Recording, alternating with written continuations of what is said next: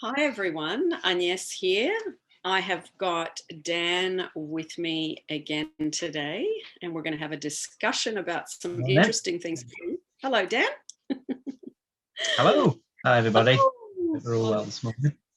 Yep, Sunday morning in the UK, and you and Yeah, I are been talking about some stuff behind the scenes and looking at well-being as part of people working on their self-love, part of people working on not just relationships, but bringing the best of themselves to relationships and feeling good within themselves, that we yeah. are now going to discuss different things.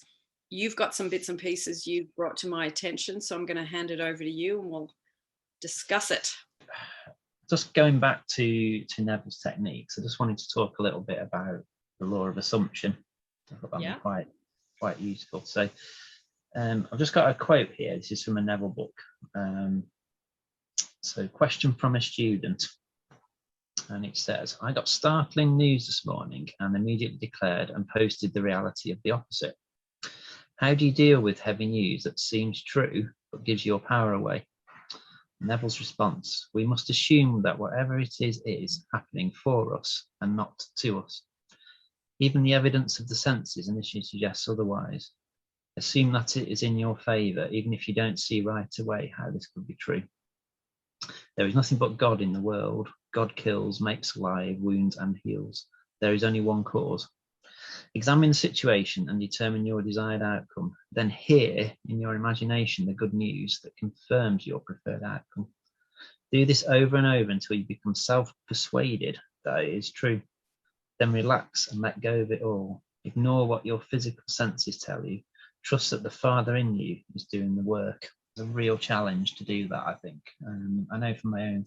Yeah. When the exact opposite's happening, they sometimes call it the dark before the dawn, don't they, or something, where everything just seems to be completely against you. And then Neville says, see that as actually part of the process, or, even though it appears it's not part of the process, it may well actually be part of the process. And what I get from that is you don't actually know that particular incident that's happening that appears contradictory could actually end up being a big step forward in the end, that particular incident. So whatever happens at that incident, even if it's completely opposite at this point, the outcome of that incident might actually then propel you forwards or be a bridge of incidents, if you like, to the outcome that you want. You just don't know that at that particular point in time because you're seeing it from the perspective of the start of the incident, if that makes sense. Yeah, I mean, a good example in my own life was when I was working, doing all the styling in the big shopping centers in Sydney, and I was trying to find other work because I was getting really physically tired because I was climbing ladders and I was, moving to different locations every second day. So there was lots of driving in the morning, lots of driving going home. And I was spending most weekends laying on the couch to just recover to start again on Monday. Yeah. And I was looking for other work. I'd been looking for about 6 months and I just couldn't find anything that was paying as well as that I would enjoy. In the meantime, I was feeling the frustration of feeling trapped. I was feeling the aggravation of how I can't find anything. And I injured my back. Then I had to I was going to the doctor every 3 months or every 2 months. And, the doctor said to me, if there was light duties in your industry, I would send you back, but there is no light duties because you're moving furniture and doing these big installations. So it ended up that I went every 2 months, and every 2 months I was getting better, but I wasn't better to the point where I could lift furniture again and take the risk. Yeah. So I ended up having a whole year off accumulated over the 2 months at a time. And in that time, I started to do my coaching course to work with people, and I did my started YouTube, and it totally changed the direction. Now, looking back, when I'd injured my back, I was thinking, oh, great. Now I'm stuck at home. I've injured my back. I'm in pain. I have to do physio every day. And then it started to transform into me stepping away from that industry and stepping into what I do now. So you can't see it sometimes. You have to just go, okay, I'll do what I can, which is get my eyes off the problem and hop into doing meditations, doing whether you do imaginal scenes, whether you do scripting, whether you do living in the end, whether you do any type of, whether it's Neville's techniques or not, or somebody else's, that you move yourself from focusing on this big problem in front of me. You got to stop watering that plant, pull your energy back and focus on what would the solution be? What would the solution be? What would the solution be? And then go through it in your mind like a movie. Go through it reading your script. Go through it listening to the script you've written as an audio. Whatever you can do on a regular basis, you got to get your attention off this and put your attention on that. And like you said, in theory, this is simple. But because this thing is in front of us, it takes constant reminder. Go over here, go over here, go over here. And, you know, I think that one thing alone, if you do nothing else but that, your life will constantly evolve into better and better things, because it's a human, habitual, repetitive, negative process that we have, which is we are geared to go to problems. We are geared to talk about problems. We are geared to keep looking at it from different angles, thinking that's going to solve it. And it doesn't. It's literally, you got to hop out of that groove, hop into this one, forget about that and get onto this. And the sooner you can do that, the less this will happen for a longer period of time. It will start to die and recede into the background. And this will become the foreground, the solution. So law of assumption, you know, we talk a lot about in this industry, law of attraction, law of attraction, law of attraction. But really, the law of attraction is the third cab off the rank. It's the law of assumption first. And secondly, the law of projection, number 2. Then the third one, law of attraction, brings back the photocopy of what you did with the first 2. So a lot of assumptions to start with. So you have to assume what you want, or you have to know what you want as well. And I think that's often an issue, I think, because people don't really know what they want. I think you know what you want, but when you actually ask yourself, what do I really want? I think sometimes that can throw up a whole host of other things that you didn't even think about. And you think, actually, do I really want this? Is this what I really want? You have to be careful what you wish for, don't you? Because you might just get it. And sometimes what you think you want is not what you really want. So I think you have to be very clear and also very concise about what you want, and very specific, because I think the universe, like as we've said before, it gives us a carbon copy of what we asked for, really. And I think sometimes when things don't seem to be manifesting, I think it's because subconsciously we've got something in there that's stuck in there that we don't necessarily know about, that's blocking it almost. I think we have our own blocks, don't we? And I think certainly with feeling being such a big part of it, I think because we've been nurtured to be a certain way and to focus on problems and rather than focusing on solutions. And I think sometimes that it would influence our feelings quite considerably, won't it? Or, you know, I think because we're projecting the wrong emotion out sometimes without knowing it, because we've got some subconscious feeling that we've not dealt with, or some experience that we've not dealt with. We can actually, you know, we can block our own sort of projections and our own manifestation. Yeah. I think, you know, Dan, I was thinking about this recently. Like, it's easy to say practice the law of assumption. It's easy to say take your focus off the problem. But I think there's 3 steps you can do, and I think this is the simplest way that I have found to use it in my own life. And to explain it, it's basically this. You write a sentence, what's my problem? Let's say I don't have enough money. Let's use money for an example today. So solution, step 2, to have a lot more money. There's the answer. It's very simple. I don't have enough. Problem, solution, I want more. That would be the solution. So you go, okay, if that's the basic steps, I'm going to pull my attention away from the problem and I need to put my attention on the solution. So you go, okay, how would that be if I had a lot more money? What would I be doing? So you create an imaginal scene, or you do a meditation, or you write a script and you listen to it. Really, living in the end can be in lots of different ways. And then what you do is you put your energy and focus onto that, because it's a focus-based universe. What you focus on, what you think about, what you have the most feeling about, positive or negative, will bring you back the examples in 3D experiences. So you go, okay, now I'm on step 3. The step 3 is my imaginal scene. So how do I make it short, simple, tight, clear line of energy between me and having more money?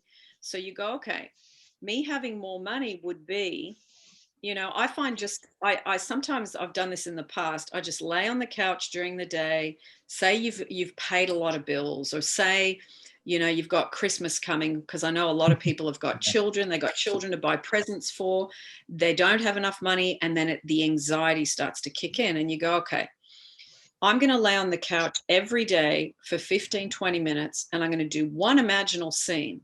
It might be that I'm actually opening presents with the kids on Christmas morning. And that means that I bought the present, and you can imply to yourself in that imaginal scene that you didn't go into debt for it, that it was paid, fully paid, whether you paid cash, whether you paid with a card, but that you paid with your own money. And then you go, okay, well, I don't celebrate Christmas because that's not my religion. Christmas isn't an issue for me, but I don't have enough money and I've got debt. So you go, okay, lay on the couch, and you might just imagine, in whatever currency of your country, the biggest denomination of a bill, whether it's $100, whether it's £100. I mean, we don't even have £100 here, apparently. It's the 50 and the 20 are the biggest ones here. So we would use those.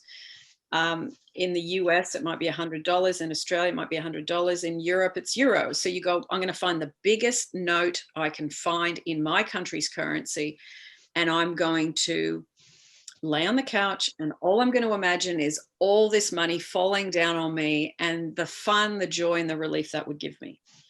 And if you do that deliberately, and you make a commitment to it, and you set alarms on your phone every day to remind you to do it, your financial situation must shift, because you are no longer going on about, I don't have enough money, I don't have enough money, I don't have enough money. And you're watering it with anxiety, you're watering it with fear, you're watering it with worry.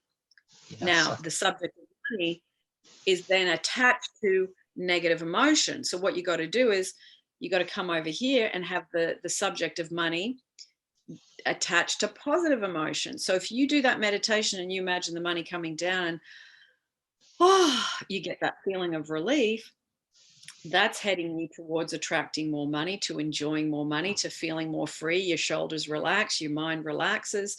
You would be relaxed if you had money. You wouldn't feel trapped and about it. You would be in that, and you wouldn't be thinking about it that much. So that's a simple formula.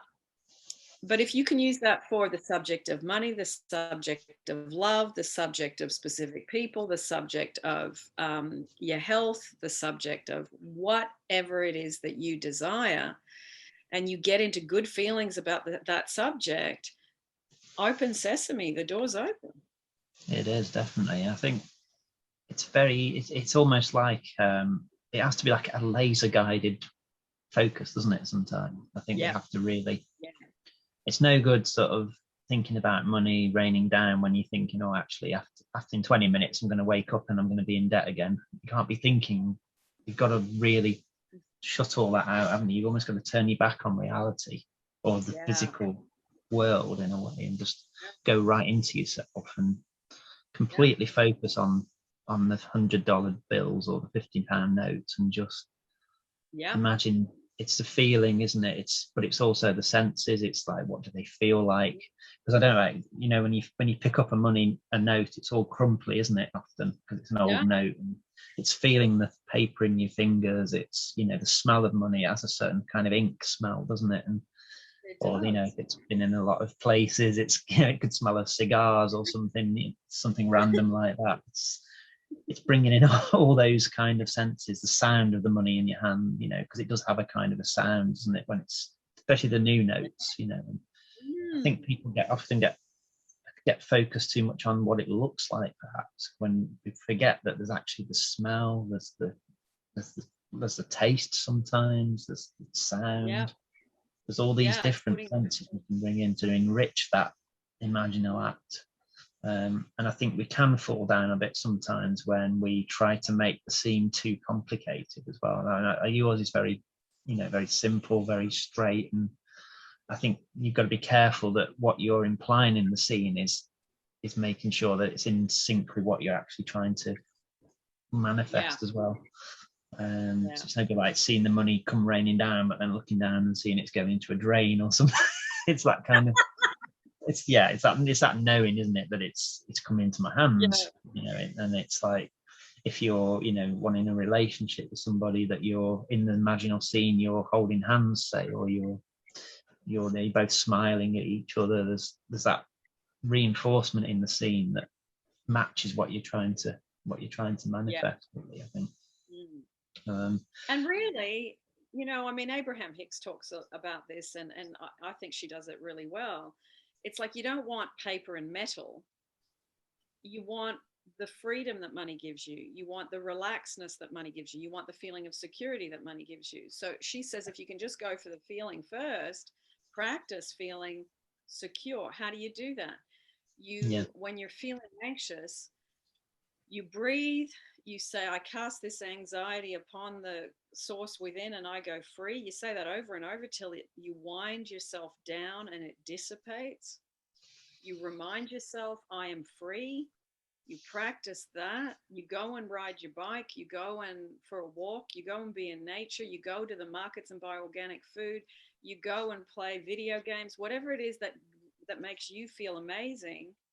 Yes. You lift your vibe up and you go for those good feelings, and then the other stuff falls into place. And it's like, it's so, I mean, I hear this again and again and again over the last 20 to 30 years. You know, I so wanted that thing and I just was so frustrated. It wasn't happening. And, you know, I just went, screw it. And people just literally unplug from it, and just because they're so exasperated and so sick of it, that they let go and surrender by distraction. Yep. And then it's like, they haven't checked their phone, they haven't checked their email, they haven't checked, and that thing has come in and they didn't even notice it had come in because they were busy doing something else. And it's like, I hear that repeatedly. It's like you've popped the cork on that intense energy of trying to make it happen and trying to control. That's interesting what Esther says there, because like you say, I think we can get too focused on specifics sometimes. I think almost when we focus more on the feelings, which I think is more along the lines of Florence as well, isn't it? Florence Scovel-Shinn, she says, you know, don't focus on the specific person, but focus on finding your ideal partner, or finding wealth. So a more general kind of focus, if you like, it's a contradiction there, but a general kind of finding love, not finding, you know, Sarah down the road or whatever, or, you know, whatever she's called, or he's called. Don't focus on the person necessarily, but focus on the idea or the theme of love, and feeling, even just feeling happy and feeling content. That almost scatterguns the whole thing. It sort of, that captures everything, doesn't it? That says, you know, if you're happy and content, you're likely to have plenty of money, you're likely to have a fulfilling relationship, you're likely to be healthy, content and happy in your work, and it kind of covers everything. So when you focus on a whole theme, you're almost dealing with everything else, or everything else sort of gets dealt with at the same time, I think. It does. It really creates a domino effect of good, you know.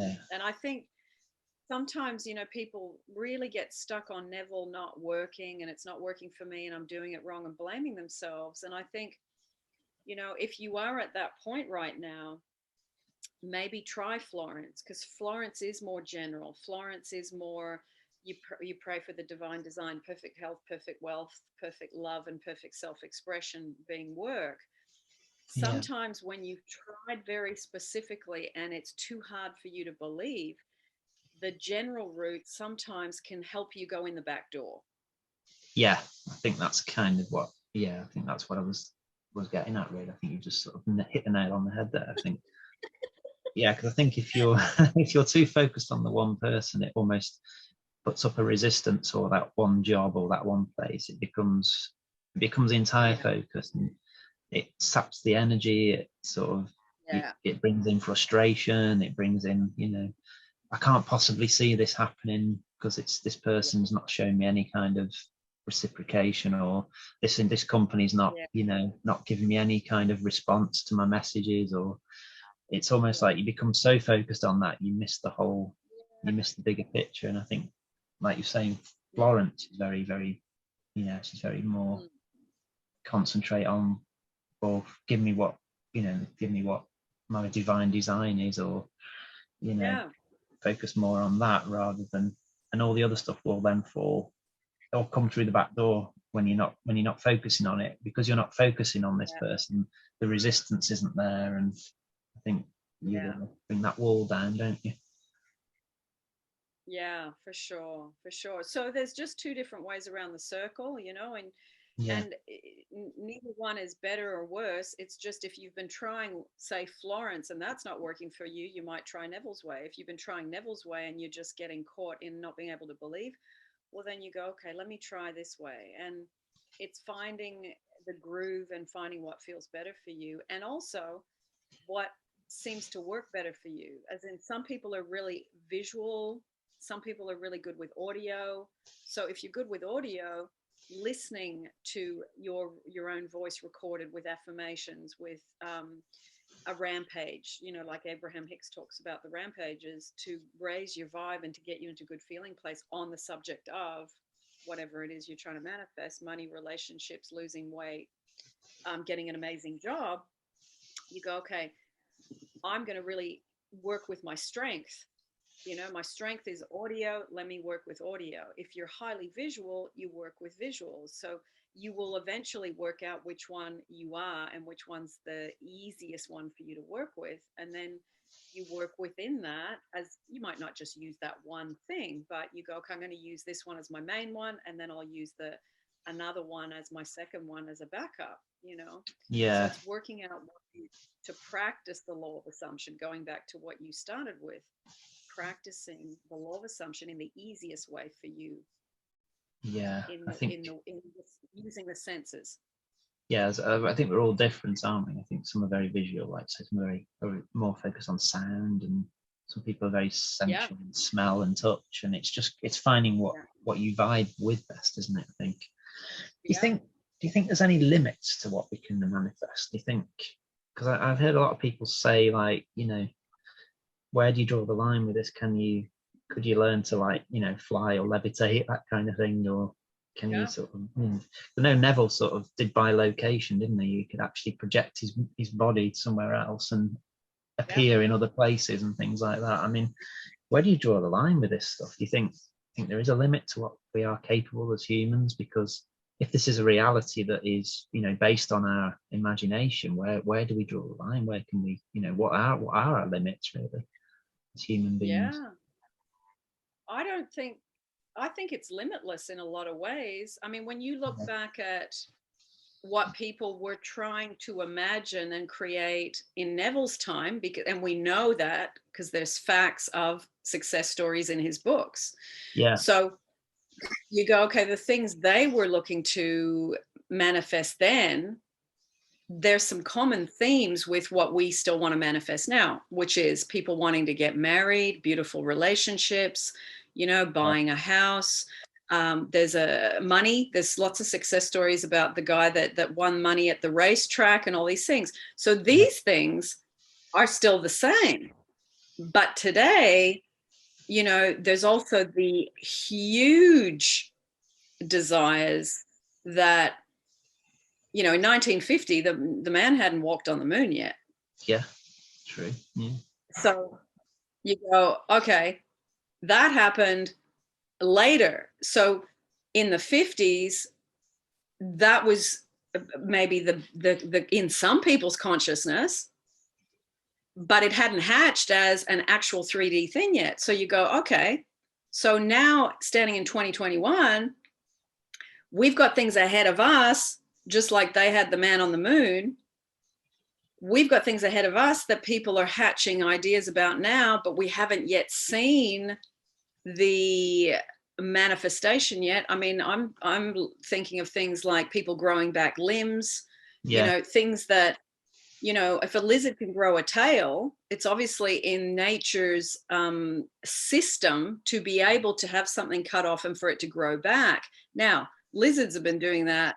That's just, they already believe and know that's possible. The lizard is an example of something growing back that's been hacked off. Absolutely. Humans, we're still going for artificial limbs because we don't believe yet that a limb can grow back. So it's like, those are things that are ahead of us. That's just one example, and going to Mars and building a hotel there and all that stuff, I mean, if the man's gone to the moon, then going to another planet is obviously something that we have we've panned our lens out to believe that that's possible. So I do think, Dan, things are limitless. I do. And it's amazing that when, that people can start to have these huge ideas, and extend us further than we've ever gone. And I think this is the great bit of this industry, the law of attraction, the law of assumption, the well-being industry, the self-help industry. They are one of the industries that's looking at where can the mind go, and where can the body follow, where can the ideas follow us. When you think about imagination, because Neville talks about it being like the fourth dimension, doesn't he? Because in the 3D world, we've got the length, the breadth, the depth, and we've got time. But we are in the 3D world, essentially, we are constrained to time. But obviously, in imagination, we can effectively time travel in our minds.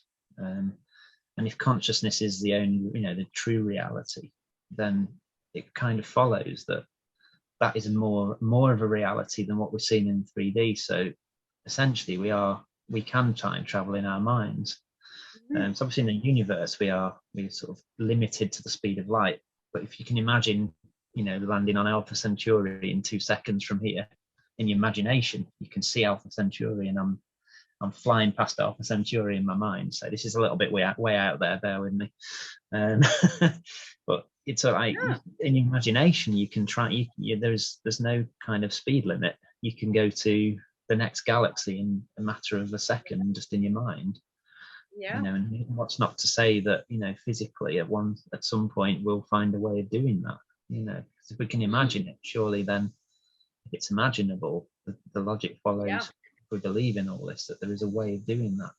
Not necessarily in the physical limitations, but certainly in the mental and the conscious, of our own consciousness. Well, when you think about it, like I think, okay, I was in Sydney, Australia. I had someone that I loved, that I wanted to be with in London. I didn't know how I was going to get to London. I had no money. So the imaginal scenes were about living from being in London and looking back at myself in Sydney on my bed, and getting to the point where I could hold being in London and looking back at Sydney. That took time to be able to not, go zook right back into my body every time I was thinking about London. But the thing is, Sydney to London is 25 hours on a plane away. Now you go, okay, that's me learning to stretch my mind across the planet on a very long plane trip. Now, if you can do that first bit, then what's stopping you from going, okay, now let me go to the moon. Now let me go to Mars. Because the evidence shows that it works. And me sitting here today in North London talking to you tells you that it works, because the Google pin dropped me here, and imagination was the very first thing that got this whole thing in motion. And it was using, as we were talking about today, the common theme, the law of assumption, that I was here. So if you can go down the street, if you can go to the next state, if you can go to another country, well, the logical trajectory is that you could go to another planet. So Yeah. going back to what you mentioned about, is this limitless? I think it is. And I do think that each decade, each generation, each, you know, when you look at our ancestors and you look at where we are, you can see the progression of history. You can see the progression of expansion. You can see the progression of things changing and going past the limits of what was created by them. So which means until you and I die, we can go a certain way, and then the children will then go a certain way, and it will continue. The limitlessness will expand through the knowledge of how to use the mind, and how working with nature, not against it, working with the laws, assumption, projection, attraction, the law of liberty, the law of gravity. There's all these laws. I mean, Yeah, for us, we can learn about all these laws because we can get on the internet and find out about it. So the ability to get the knowledge and learn about it is fast. It really is. I think, yeah, it's almost limited by our own perceptions, isn't it, of what we think is real and what we think is possible, the perception of the possible. And I think certainly the society we live in these days, it's very reason-based, it's very evidence-based. And some of these things, you can't necessarily provide the evidence for them because it's not always quantifiable with evidence, is it? And I think it's almost, well, it is quantified with evidence. Obviously, you see the outcomes, but I think you can't always prove that it was originated in imagination, I think, is what I'm trying to say. Yeah. I think it is almost like we are in a very scientific age, which in a lot of ways is brilliant, but I think in other ways, I think we're very focused on the external. I don't think we necessarily have a full grasp on what we are capable of, certainly in the mind and in the subconscious and in the imagination. I think in future generations, I think that will really start to come out. I think personally, I think that will be something that we really start to realize. I've just got another quick quote. Well, not a quick quote, but I've got something from Neville here. Can I just say one thing, Dan, before you do that? Yeah, sure. I think what I'm seeing, what I see a lot, and I think it's because of the work I do, is, and I understand it because I used to myself do the exact same thing. So while I'm witnessing this and talking to people, I can see that there is in us as humans, it's like something happens, we suffer. From that suffering, we look for relief, and we look for relief out there. So through any type of system, some people go to astrology, some people go to numerology, some people go to a psychiatrist, some people go to retreats where you're learning from different people on specific topics. So we are so geared to go out there to look for external reassurance. Yeah. And I think that over time, you start to less and less look for external reassurance. You learn to develop through connecting to source, through whether you use meditation, whether you use visioning, where you receive messages, whether you, do prayer. It really, there are lots of ways to go within. Now, I think this is a big jump where you stop all that and you go within and you cultivate quiet internal confidence, quiet internal security, and you learn to dissolve your own anxieties, your own fears, your own worries, because you have got a toolbox that you now have to do that, and you no longer are choosing to go to these sorts of things. You sit in the silence, you sit in nature, you sit alone, and you allow yourself to feel things, but then you let it pass through. You don't stay stuck in it. It's like the emotions, we're human beings, we have emotions, we have an emotional guidance system. stuff hits us, stuff affects us. So, but it's you learn to let it pass through more quickly. And that, I remember reading that the very first book I ever read about that was Dan Millman's book. And I would remember that. It was such a beautiful book. And it was The Way of the Peaceful Warrior. And I'll put the link down below for that book, because it was about, the dynamic of going out for external reassurance. And he goes to this guy, and this guy teaches him about learning to work from within. And I think that it's like it's your soul, whether it's you, but there is a maturing of understanding that the answer is never out there. It just isn't.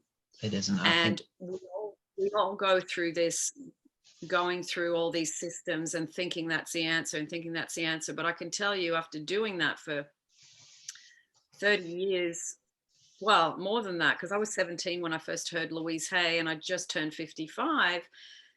It's been a long time of going through lots of different systems that I thought had the answer. And I can tell you, one at a time, they've been cut away, not because they didn't have value, they were a stepping stone to learning.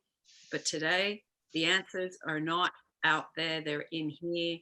And if you can go within more and more, ask yourself, talk to God, hang things over, ask for guidance, you decode your own issues. You do better than any external system.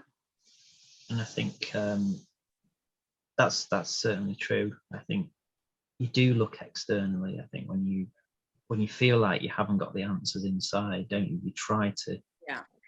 When you're not aware that you have the answers inside, I think you do try and go to astrology. You try and go to a psychic, because you want somebody to, or it's almost like because you haven't got the power over your own life, you think there's something else out there that has got the power.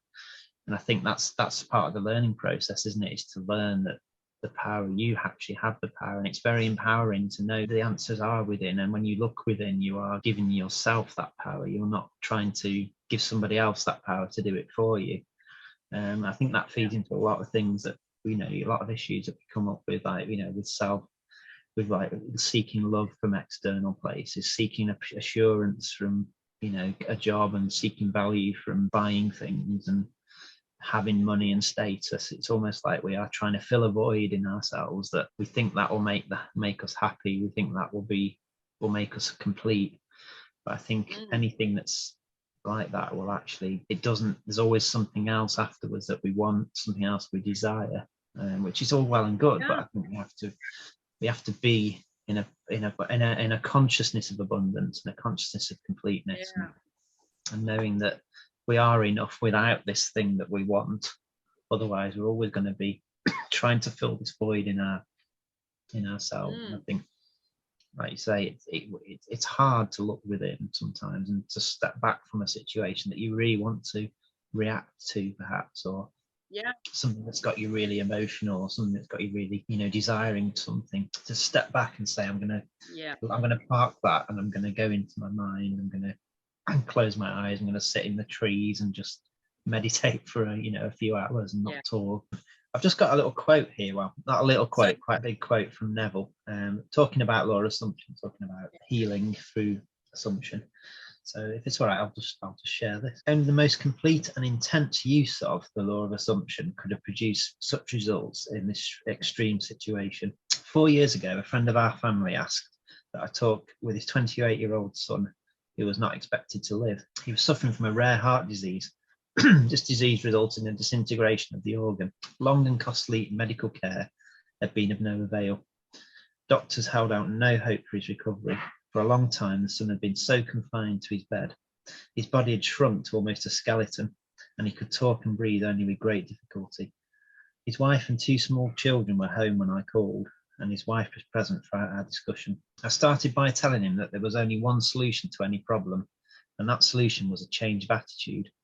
Since talking exhausted him, I asked him to nod in agreement if he understood clearly what I was saying. This he agreed to do. I described the facts underlying the law of consciousness, in fact that consciousness was the only reality. I told him that the way to change any condition was to change his state of consciousness concerning it. As a specific aid in helping him to assume the feeling of already being well, I suggested that in imagination he sees the doctor's face expressing incredulous amazement in finding him recovered, contrary to all reason, from the last stages of an incurable disease, that see him double checking in his examination and hear him saying over and over, "It's a miracle, it's a miracle." He only understood all this clearly. Sorry, he not only understood all this clearly, but he believed it implicitly. He promised that he would faithfully follow his procedure. His wife, who had been listening intently, assured me that she too would diligently use the law of assumption and her imagination in the same way as her husband. The following day, I sailed for New York, all this taking place during a winter vacation in the tropics. Several months later, I received a letter saying the son had made a miraculous recovery. On my next visit, I met him in person. He was in perfect health, actively engaged in business, and thoroughly enjoying the many social activities of his friends and family. He told me from the day I left, he never had any doubt that it would work. He described how he had faithfully followed the suggestion I made to him day after day. He had lived completely in the assumption of already being well and strong.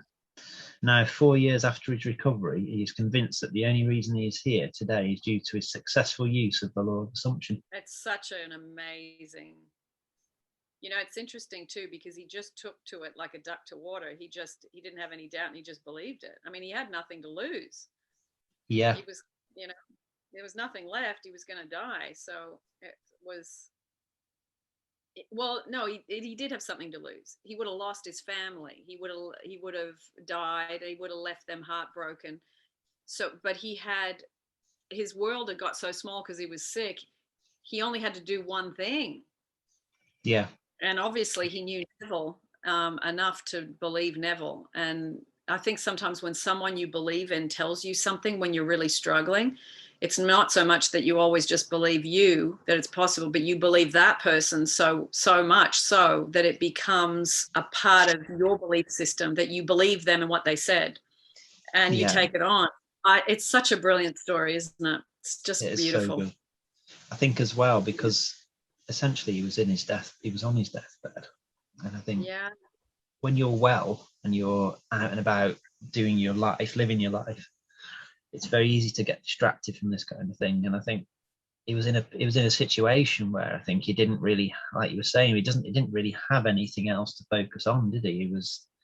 This was the last straw, really. And I think, I think he was there in his bed and he had that kind of focus, that real mental focus, because this was his last hope in a way.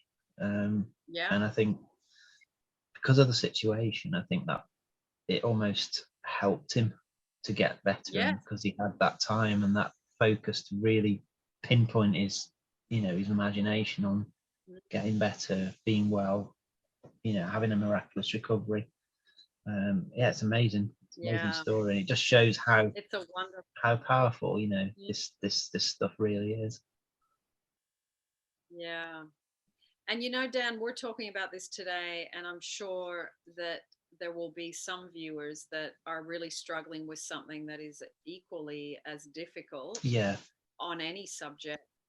And if people can today go, okay, I want to really practice what that guy did and listen to what Neville told him, and I'm going to assume the very best solution for myself, and I'm going to commit to doing that daily, regularly, every time I go into some negative emotion about my problem, my thing that I can't have, my thing that I'm suffering, dissatisfaction about, I'm going to put my energy into practicing this law of assumption and let me see what I can do with it.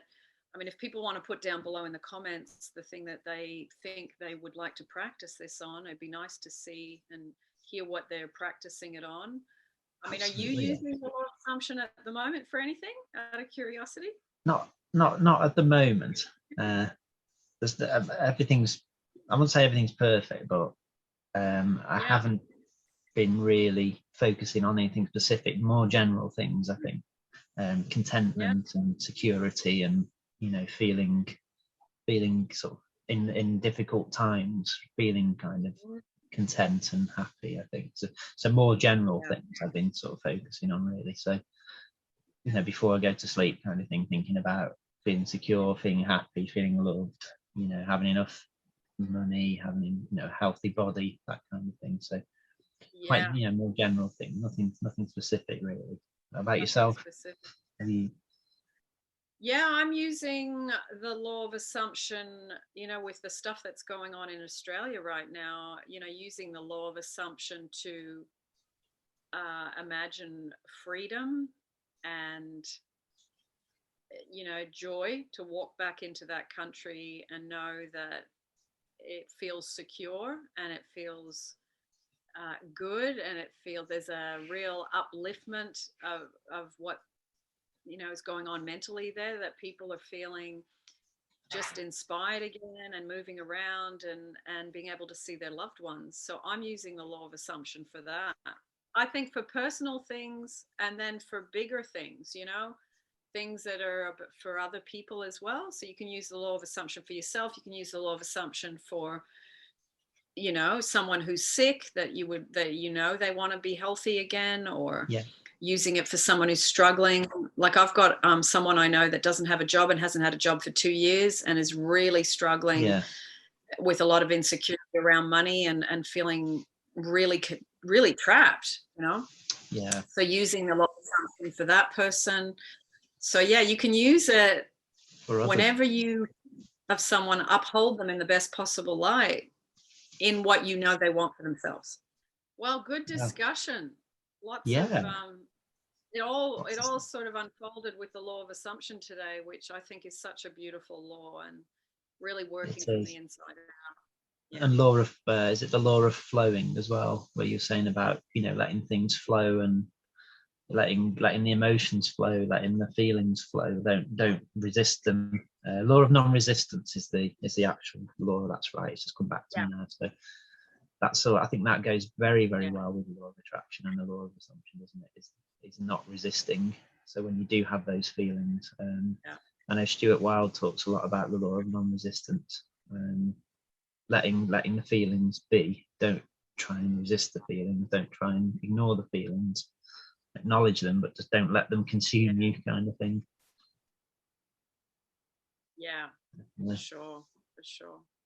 Well, thank you for bringing that forward, Dan. I always love our discussions. They go down rabbit holes we never expect to go down, and that's always the good bit. We've been to Alpha Centaurian back today, haven't we? That's traveled 4 light years. That's it. We did. Excellent. Do you want to say goodbye to everyone, and then we'll say goodbye? Yeah, goodbye everybody. Thanks for listening in as usual. And if you want to ask anything in the comments, you know, I'm always happy to answer any questions, or, you know, I'm always happy to read people's comments, and whether you agree or disagree, it doesn't matter. It's all good discussion. Thanks everyone for joining, and we will be looking at your law of assumption bits and pieces, what you're working on, if you want to share. And as always, I will see you in another YouTube. Bye.